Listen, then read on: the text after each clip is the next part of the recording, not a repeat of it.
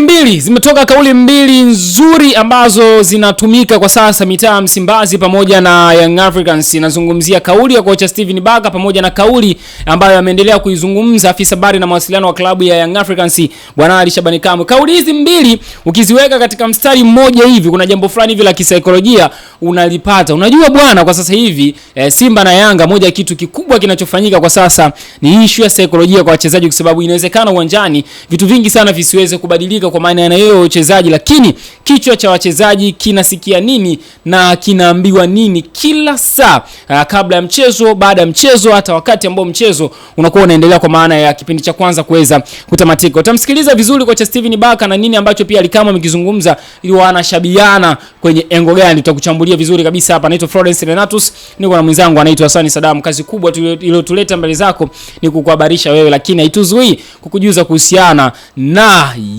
Yas bwana. Wanakuambia hivi, wanafahamu umuhimu wa interneti katika maisha yetu ya kila siku, lakini pia wanajua majukumu ambayo mwanadamu yuko nayo. Wakaleta urahisi wa kuzipata interneti zao safi, router safi za Yas kwa takriban shilingi 2.5 tu. Bwana, ni 2.5 unazipata router hizi safi za Yas. Kuna siku tutakuja na hizi product hapa tukuonesha, lakini nikupe tu sifa ya kwanza ya internet. Kwanza ni 5G. Unajua kasi ya 5G.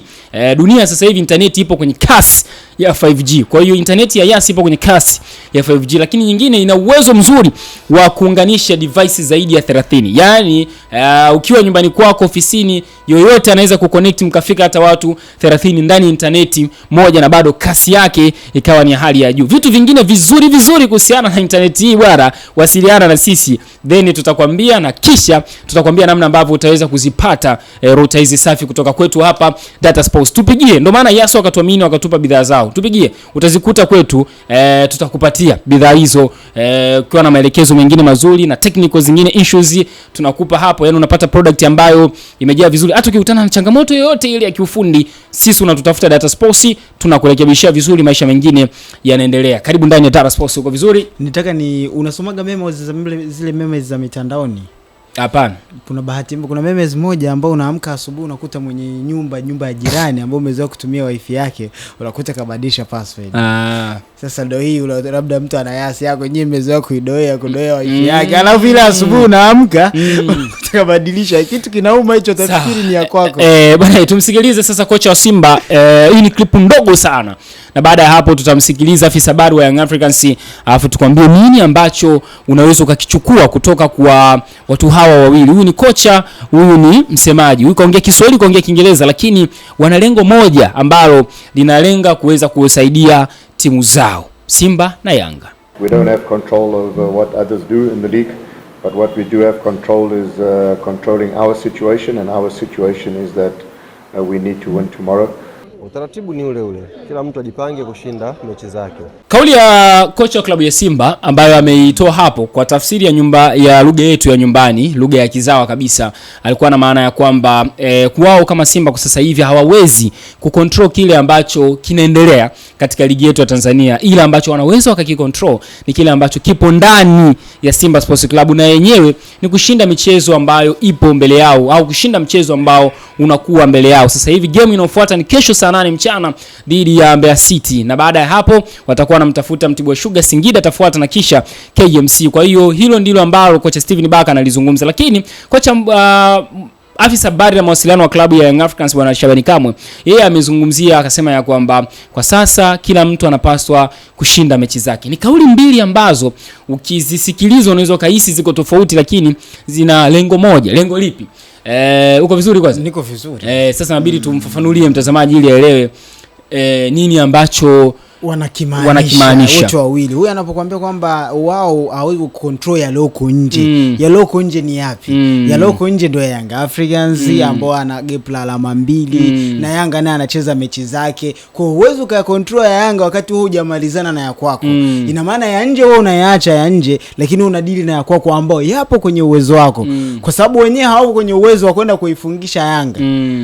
Na wala hawapo kwenye uwezo wa kuingia, labda mfano Yanga anacheza mechi inayofuata anacheza na Fountain Gate. Hawezi kwenda kwenye miguu ya Fountain Gate wakalazimisha kwamba sasa mnabidi mfunge Young Africans. Hivyo ni vitu ambavyo Simba hawezi kuvicontrol. Lakini wanachoweza kucontrol wao kama wao binafsi ni kuhakikisha kwamba sisi mechi yetu ni Mbeya City. tuna uwezo wa kushinda sababu hichi kiko ndani ya uwezo wa Steve Barker. Hiyo ndo kauli ya kwanza kwa Steve Barker, kwa Steven Barker. Sasa target yake pia ni inatuaminisha na inatuonyesha kuwa psychologically full focus na concentration ya Simba na Yanga ipo ndani ya kile ambacho wanakuwa nacho mbele yao na sio vitu ambavyo viko nje, kwa maana ya matokeo ya mwenzake.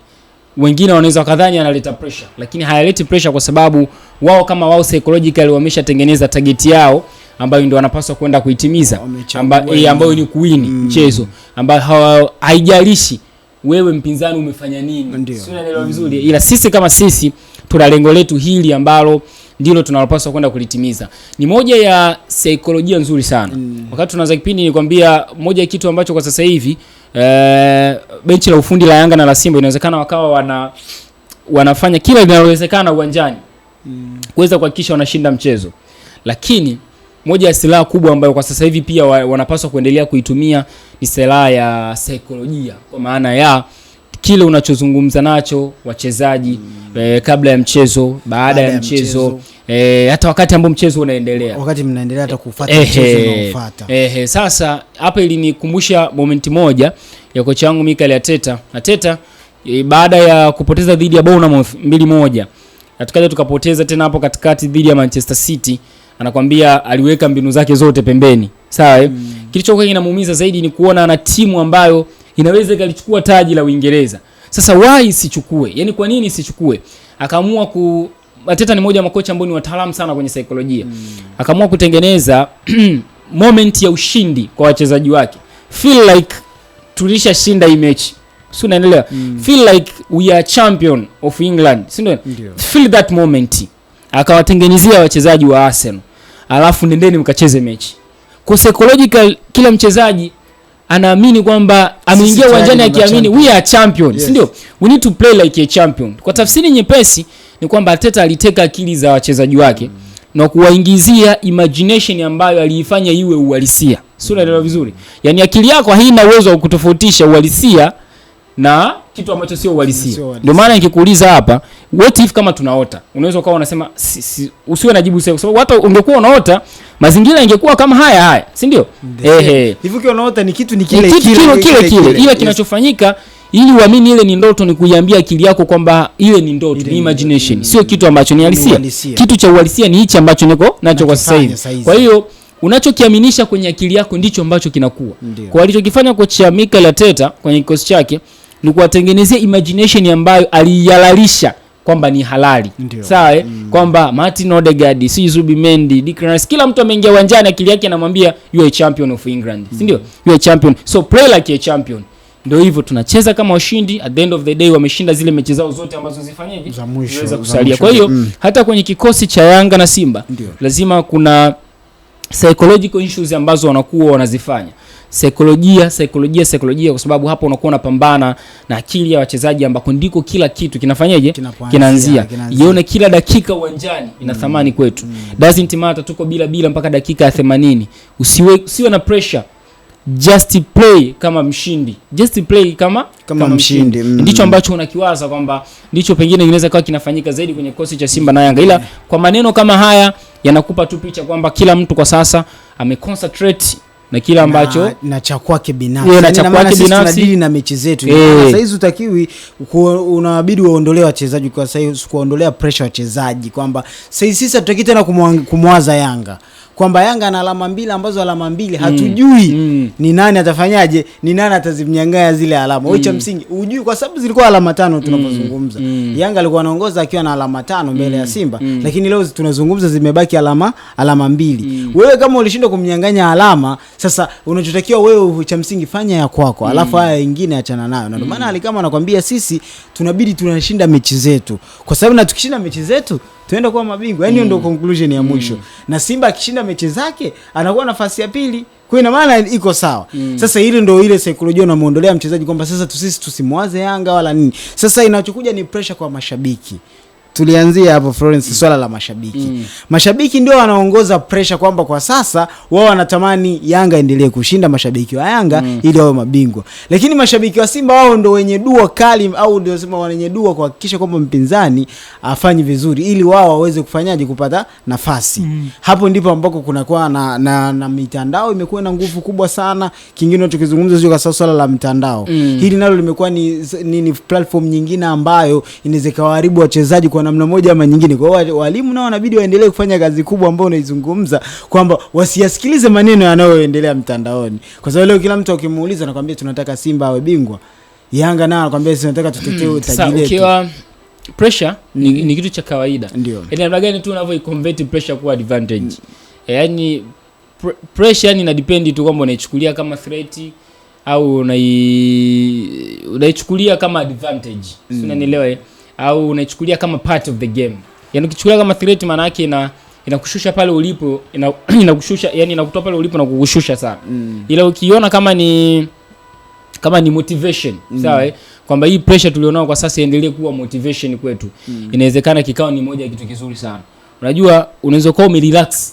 Tuchukulie mfano, pengine Yanga angekuwa na alama 5 mbele ya Simba Sports Club, kungekuepo na relaxation kidogo. Sawa yani ingekuepo labda relaxation kidogo. Ila kwa sasa hivi kasi, nguvu ni kubwa katika kila mchezo.